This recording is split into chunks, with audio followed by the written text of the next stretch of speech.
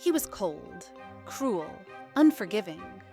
To most of the wizarding world, Severus Snape was nothing more than a bitter man in black robes, an overgrown school bully who seemed to enjoy making life miserable for everyone around him, especially Harry Potter.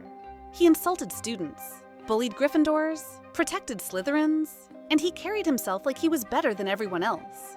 But what if you were wrong about him? What if, behind the sneers, the sarcasm, and the silence, was a man completely destroyed by love? A man forced to play both sides of a war, knowing neither would ever forgive him. A man who lived every day in agony, serving the very boy he blamed for Lily's death, while hiding the fact that everything he did was for her. This isn't a redemption story. It's not even a love story. It's a tragedy.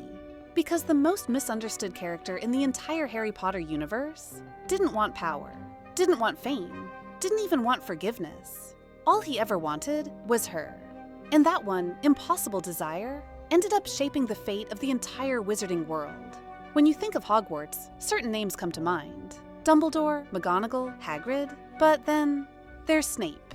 Professor Severus Snape. Greasy hair, black robes, a voice like venom. He didn't just walk into a classroom, he claimed it. His presence was a warning. Step out of line and you'd regret it. From the moment Harry arrived at Hogwarts, Snape seemed to have it out for him. No mercy, no patience, no kindness, just constant humiliation, deduction of points, and that piercing stare that made you feel 2 inches tall. To Gryffindors, he was a tyrant. To Slytherins, he was protection. To the rest of the school, he was a mystery wrapped in sarcasm and shadows. And it wasn't just his teaching style, it was the way he chose to behave. He ridiculed Neville Longbottom so often, the boy's greatest fear became him. He cut down Hermione's brilliance, not because she was wrong, but because she wasn't. He spat venom at Harry as if the boy personally wronged him. And maybe he had. Snape didn't hide his disdain. He wore it like armor. He made sure no one got too close. Not students, not staff, no one. He was the man who stood alone at the edge of the Great Hall, always watching, rarely speaking, never smiling. So naturally, we hated him. He was the villain, the snake, the one who didn't care. But something didn't sit right. Because villains don't usually save their enemies. They don't shield children from curses. They don't risk their lives to protect others in silence. And that's exactly what Snape did, again and again. In year 1, while Harry thought Snape was cursing him during the Quidditch match, Snape was counter-cursing to keep him alive. In year 3, when Lupin transformed into a werewolf, Snape didn't run. He stepped forward, shielding the very students he claimed to despise. And the biggest mystery of all, Dumbledore. The wisest wizard alive put more faith in Snape than anyone else. He trusted him with secrets, with missions, with his life. Why? Why would Dumbledore, a man known for seeing into people's souls, place his full faith in someone so seemingly cruel? Because maybe Snape wasn't cruel. Maybe he was guarded. Maybe the cruelty was a mask, a role he played, so no one would ever look deep enough to see the pain beneath. He made himself the villain, so no one would suspect the truth, because behind the sneers, the insults, and the silence was a man carrying a secret, one that haunted him every single day. And to understand why he became that man, we need to go back to where it all started. Before he became a feared professor, before he joined the Death Eaters, before he was even a name whispered through Hogwarts halls, Severus Snape was just a boy. A poor, pale, quiet boy growing up on the edge of nothing, in a forgotten, crumbling neighborhood called Spinner's End. His home wasn't warm, it wasn't safe, it was a battleground. His father, Tobias Snape, was a violent muggle. His mother, Eileen Prince, was a witch who had long given up on fighting back. And caught between their bitterness and neglect was Severus. He didn't smile, he didn't play outside. He wasn't the golden boy with a loving family or a broomstick. He was the pale kid with secondhand clothes, hiding in the corners of his own home. But even in the filth and fury of Spinner's End, he found magic. Not just the kind from a wand, but real, emotional magic. Because down the road, there was a girl. Her name was Lily. She had red hair, wild laughter, and an innocence that cut through the gray of his life like sunlight. She was everything he wasn't, bright, bold, and full of life. And yet, she saw him. While the world ignored him, Lily listened. While others mocked him, she defended him. Their bond was strange, even to them. a Muggle-born and a half-blood boy from the worst part of town. But it worked, because Lily was his escape. When Severus found out they were both magical, it was like fate had handed him a lifeline. But there was a problem. Even as their friendship grew, so did the darkness inside him. He was fascinated by the dark arts. Not out of malice, but survival. Power gave him control. Spells made him feel safe. In a world that beat him down, magic made him dangerous. He started drifting, toward the Slytherins, toward darker students, darker ideas. And Lily? She noticed. She warned him, pleaded with him. But Severus was stubborn and jealous. Jealous of the boys who surrounded her, especially one, James Potter. Everything Snape wasn't. Popular, brave, adored, and the worst part? Lily liked him back. That quiet pain, that jealousy, it festered. And one day, it exploded, in the worst way possible. During a public humiliation at the hands of James and Sirius, Snape lashed out. Not at them, but at Lily. He called her something he could never take back. Mudblood.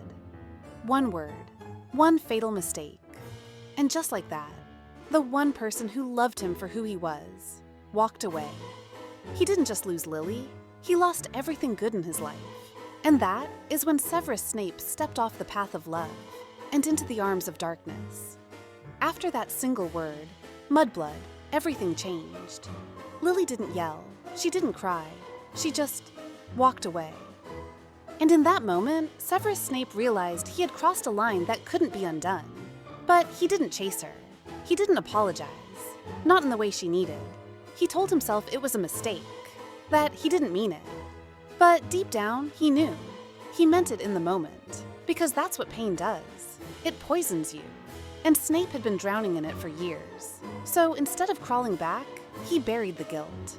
He poured himself deeper into Slytherin circles, into spells that shouldn't be spoken, into people who promise power, even if it came with a price. The dark arts didn't scare him anymore. They were the only thing that made him feel something. And that's when he made the worst decision of his life. He joined them, the Death Eaters, a group built on blood purity, cruelty, and fear, the very ideals Lily stood against. But Snape didn't care about their cause. He didn't want chaos. He wanted control. And if he couldn't have love, at least he could have power. But even among Voldemort's followers, he was different. He never truly belonged there. Not like Bellatrix or Lucius. Because while they served out of loyalty or belief, Snape served. With one eye always looking back, always wondering, would Lily ever forgive him? Would she even see him again? And then, he heard the prophecy, a cryptic message overheard in the shadows, about a child, born at the end of July, a child who would bring about the Dark Lord's downfall. Snape ran straight to Voldemort, believing he'd done something valuable. But the moment he realized who Voldemort believed the prophecy referred to, everything shattered. Lily's child, Harry Potter, and Voldemort wanted him dead. Snape begged, pleaded, offered anything in return. Spare her, he said. Kill the boy, kill the husband, just not her. But Voldemort didn't care. He never cared. And the night he raised his wand in Godric's Hollow, Snape's soul was split in two. He hadn't just lost Lily. He had doomed her. With one careless whisper in the dark, he signed the death warrant of the only person he ever loved. And from that moment on, Severus Snape was no longer a Death Eater. He became something else entirely, a ghost of a man, living only for a debt he could never repay. When Lily Potter died, something inside Severus Snape broke. Not shattered, no. Shattered things can be rebuilt. But Snape didn't want rebuilding. He wanted punishment. He didn't cry. He didn't scream. He went to the only man who could understand the weight of his mistake. Dumbledore, a man he once feared, a man he once mocked. Now, his last hope for redemption. Snape fell to his knees. He told him everything. The prophecy, Voldemort's plan, his part in it. And then he asked for one thing. Protect her son. Not because he cared about the child, not because he wanted forgiveness, but because it was all he had left of her. Dumbledore agreed, but with one condition. Snape would become a spy. He would serve as a double agent, pretending to remain loyal to Voldemort, while secretly feeding information back to the Order. It was suicide.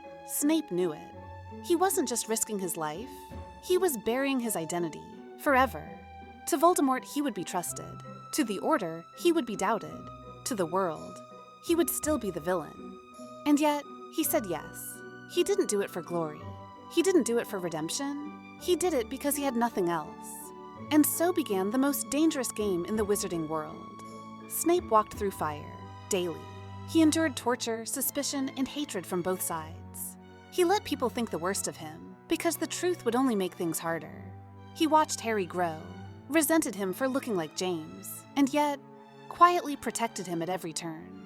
He brewed Wolfsbane for Lupin. He reported Voldemort's movements to Dumbledore. He shielded Hogwarts, even while being despised by its students.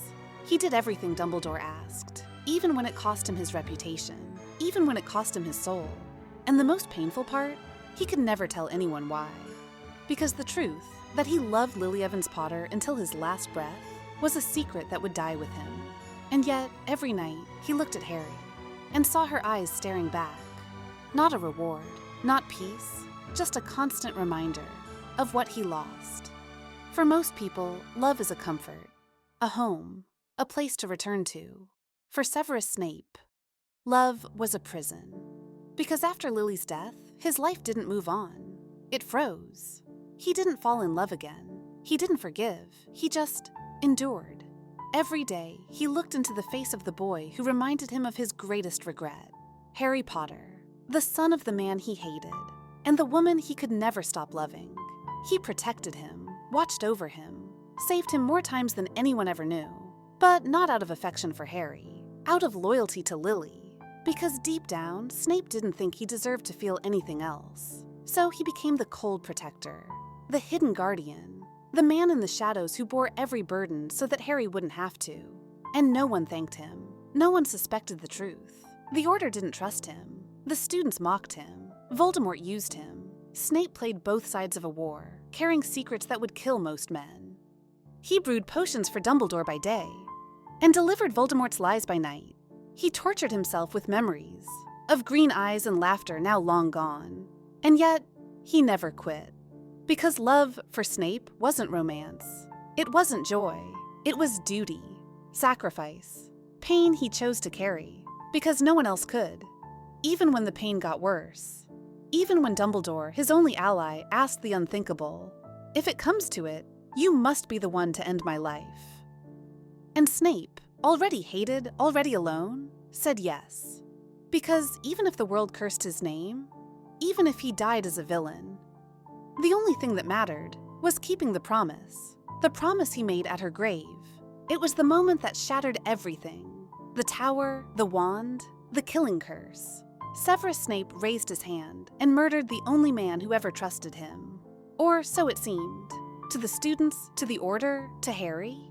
Snape had finally shown his true colors. He wasn't a spy. He wasn't loyal. He was exactly what they always thought he was. A traitor, a murderer, a monster. But the truth? Snape didn't kill Dumbledore out of hate. He did it because Dumbledore asked him to. You see, Dumbledore was already dying. Slowly, painfully, poisoned by a cursed ring he had tried to destroy. He had months to live, at most. And he didn't want Draco Malfoy, a child burdened with killing. He didn't want Voldemort to suspect Snape's loyalty. And most of all, he didn't want Snape's years of sacrifice to be for nothing. So he asked Snape to do the unthinkable. Kill him. Take the fall. Let the world hate you, so the mission can go on. And Snape, knowing it would make him the most despised wizard in Hogwarts, did it anyway. Because that's what he always did. The thing no one else could. He didn't run. He didn't defend himself. He took the blame. Silently. He became headmaster. Not for power, not for pride, but because someone had to protect the students from within. Someone had to stand between them and the Carrows. Someone had to keep the last threads of Dumbledore's plan alive. But it came at a cost. He was utterly alone. Hunted by the people he was secretly trying to protect. Despised by the boy he had spent a decade keeping alive.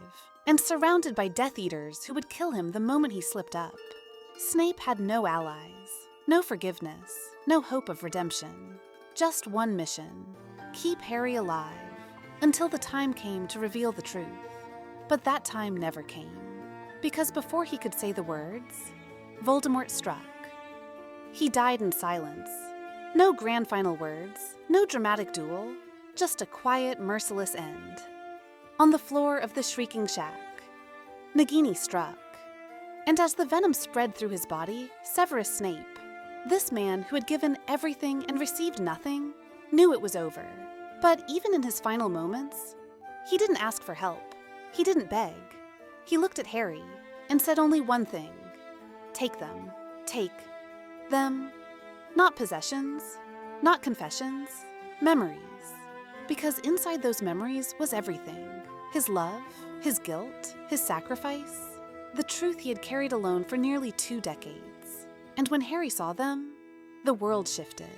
Snape wasn't the villain. He was never the villain. He was the boy who loved Lily Evans so deeply. He spent his life protecting her son. The man who stood in the dark so others could live in the light. The moment Harry saw that silver doe, the Patronus that mirrored Lily's, he understood. After all this time, Snape's answer was barely a whisper. Always. 2 syllables. And suddenly, the cruel, bitter professor was gone, replaced by a man who had lost everything, and still chose to fight for others. The world would never know what he did. His name wouldn't be carved into statues. No songs would be written for him. But Harry knew, and that changed everything. Because the war wasn't just won with spells and swords. It was won in the quiet moments, the hidden sacrifices, the love that never asked to be returned. And Snape? He was the quietest of them all. Severus Snape's story isn't about good versus evil. It's not about heroes in shining robes or villains in the shadows. It's about something far more human. Regret, loyalty, love, and loss. He wasn't the chosen one. He wasn't beloved. He didn't win. In fact, he lost everything. The girl he loved, his reputation, his peace. And yet, he gave everything he had to a cause that would never remember his name. He didn't fight for glory. He didn't protect Harry for applause. He didn't kill Dumbledore for power. He did it because it was the right thing, even if the world thought it was wrong. That's what makes Snape tragic. Not that he was evil, but that he wasn't. And no one saw it until it was too late. He was the villain.